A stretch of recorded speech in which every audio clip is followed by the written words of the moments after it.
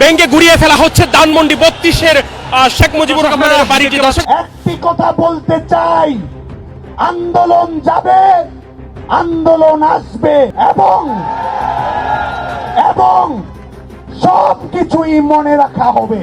5 ফেব্রুয়ারি জাতির পিতা বঙ্গবন্ধু শেখ মুজিবুর রহমানের স্মৃতি বিজড়িত ধানমন্ডি 32 নম্বর বাড়িতে হামলা ও ভাঙচুরের ঘটনার প্রতিবাদে আওয়ামী লীগ ও ছাত্রলীগের সর্বস্তরের নেতাকর্মীরা তাৎক্ষণিকভাবে রাজপথে নেমে আসেন। রাতে রাজধানীর বিভিন্ন গুরুত্বপূর্ণ সড়কে বিক্ষোভ মিছিল করে তারা এই ন্যাক্কারজনক ঘটনার তীব্র নিন্দা জানান। ছাত্রলীগের নেতাকর্মীরা ক্ষোভ প্রকাশ করে বলেন, বঙ্গবন্ধুর স্মৃতি বিজড়িত এ বাড়ির উপর হামলা কোনোভাবেই মেনে নেওয়া যাবে না।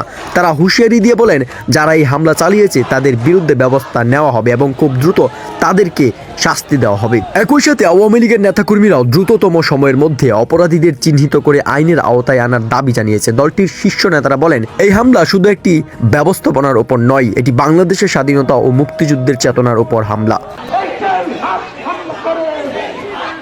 এই